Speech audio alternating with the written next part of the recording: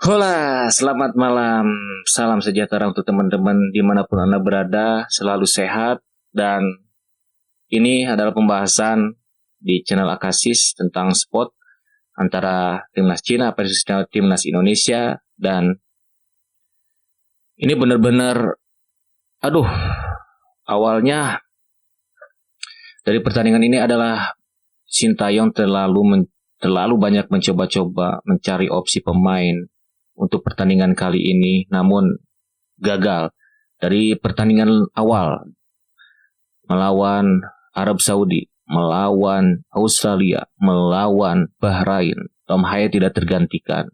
Dan ini baru pertama kali Ivar Jenner dan Nathan Choaon dimainkan bersama. Kemudian jarang main Asnawi. Mesilgar itu terganggu oleh kesalahan-kesalahan yang dilakukan oleh Asnawi dan Witan. Nanti kita akan bahas lebih detailnya. Dan ini kekalahan bukan karena wasit, juga bukan karena Cinanya bagus. Kita bisa lihat Cina hanya mengandalkan defense, pressure ketat, kemudian mengandalkan counter attack. Dan di babak pertama kita menguasai bola, kita kesulitan, kita mudah kehilangan bola pada saat kita menyerang. Itu artinya kesalahan-kesalahan yang dilakukan oleh, langsung saja kita sebutkan, gak apa-apa, kan ini biar evaluasi juga, Asnawi dan Witan. Ketika bola dari miss kepada Asnawi, bingung mau dikemanakan itu bola. Sedangkan pemain tengah dari timnas Indonesia antara Ivar dan Nathan itu tidak berkembang sama sekali dari babak pertama, tidak memiliki kreativitas, apalagi Ivar ketika meminta bola, dia itu tidak ingin membalikan badan. Apa susahnya untuk membalikan badan karena tidak ada yang mempresur. Toh pun ada yang pressure, dia kan pemain tengah, harusnya lebih tenang untuk mencairkan bola. Dan ini tidak ada sama sekali. Nathan bermain sangat buruk. Dia bisa bermain efektif di menit-menit akhir pertandingan ketika dia diposisikan kembali ke sayap. Kemudian Ipar ada dibantu oleh Tom Haye. Tetapi adapun Ipar lagi-lagi tetap Tom Haye yang mengendalikan pertandingan. Bisa kita lihat crossing Tom Haye, kemudian ada Jaides, kemudian Perdong. Ini pemain benar-benar jarang sekali melakukan kesalahan passing yang terus-menerus jarang. Namun yang dilakukan Asnawi sering, banyak malah, dan juga ada counter juga. Dan ini bisa menjadi evaluasi untuk Asnawi. Dan anehnya lagi, Asnawi tidak diganti babak pertama, Mesilgar yang diganti. Kemudian Said Patinama bermain sangat kurang baik, jelek, bisa dikatakan jelek. Dan itu juga miskomunikasi antara Said Patinama dan juga Nathan Choaon. Dan ini benar-benar murni komunikasi pemain yang belum dimainkan bermain bersama kembali di tensi yang sangat tinggi setelah mental kita dikikis oleh wasit, mental kita. Tapi di pertandingan ini justru lebih dari kedalaman dari timnas Indonesia. Ketika Ipar naik, tidak ada yang mengcover. Dan ketika Nathan naik, tidak ada juga yang mengcover. Lagi-lagi, kesalahannya di Asnawi dari sayap, kemudian hanya menyisakan Jaides dan Miss. Miss juga kebingungan di pertandingan kali ini. Dia itu ingin menguasai atau bagaimana. Ketika dia mengoper kepada Asnawi, buntulah Suja di sana. Kemudian dia mengandalkan long, tetapi longnya tidak akurat.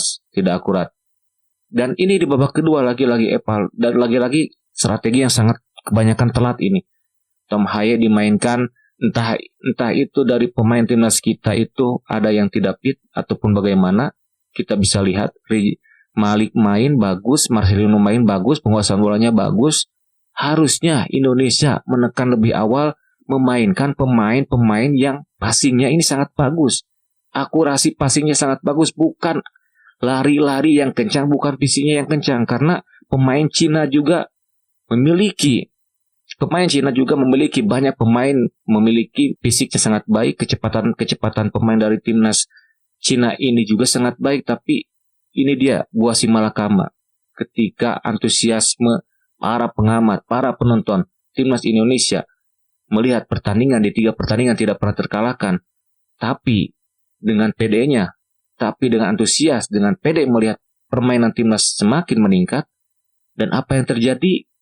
ini dia kesalahan yang harus tidak diulangi kembali oleh Sintayong. Kesalahan yang benar-benar sangat fatal. Gol kedua murni itu tidak, kiper manapun tidak akan bisa untuk menepis gol-gol yang dilesakan oleh pemain Cina. Counter attack, kemudian kesalahan.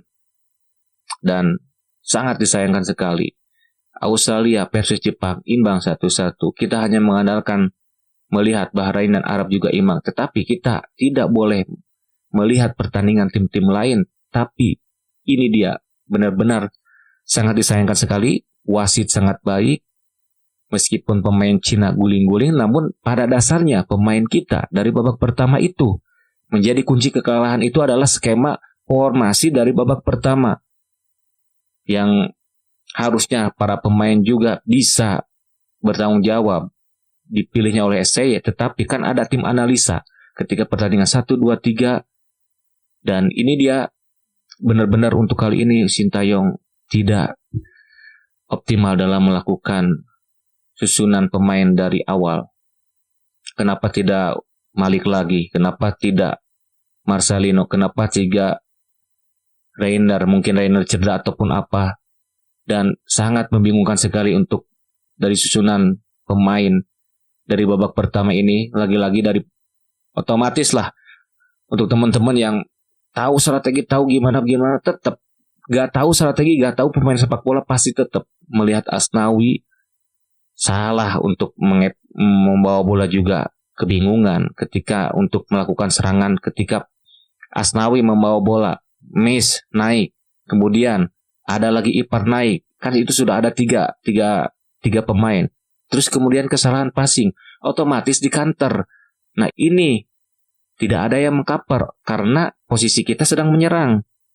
Di babak pertama kita oke, penguasaan bola, namun mentok dari penyerangan ini sangat berbahaya sehingga Cina melakukan counter. Padahal kalau kita memainkan pemain-pemain yang bagus dalam penguasaan bola dan bagus dalam akurasi, ini bisa digambarkan dari babak kedua.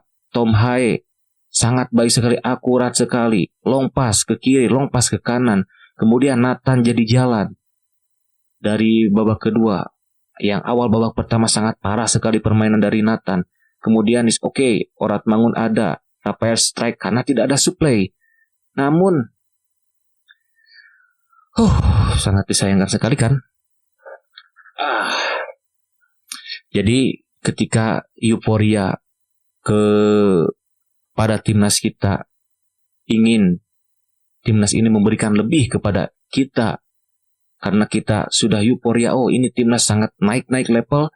Namun ketika kita melihat lagi kesalahan-kesalahan yang bukan dilakukan para pemain, tidak bertanggung jawab atas dipilihnya oleh Sintayong, dan ini murni yang bertanggung jawab Sintayong karena memainkan pemain ya. Kalau dimainkan main gitu. Tapi dalam hal ini benar-benar sangat disayangkan sekali teman-teman. Nanti akan lawan Jepang, kemudian lawan Arab kembali. Wow, 3-3, kemudian 4-5 mungkin dari Australia, dan Bahrain 4-4. Wah, ini sangat berat sekali, sangat ketat bisa dibilang. Cina ada asa, kalau kita menang, kita kedua, tapi apa daya. Sangat disayangkan sekali. Dan gimana teman-teman analisanya? Bagaimana? Dan ini benar-benar ketika wasit bagus, lapangan bagus, pemain juga dari jauh, dari intimidasi dari supporter, dan apa daya ini. Sungguh menyedihkan ketika formasi 3-4-3 menyerang tetapi tidak ada yang mengcover, dan sangat disayangkan sekali. Dan di menit 75 perubahan, timnas menguasai bola, timnas terus menekan, dan Cina tidak bisa menekan karena mengandalkan guling-guling. Namun apa daya timnas kita, dan baru dah ngesarewe lah. Dan ya, semoga timnas kita nanti evaluasi dari Sintayong, nanti dari Jepang mungkin ada Kevin Dick, kemudian apa lagi? Dan sampai di sini terlebih dahulu. Dan see you. Jangan lupa like, comment, share, and subscribe di channel Akasis ini. Dan ya, gagal lagi, bro. See you. Assalamualaikum warahmatullahi wabarakatuh.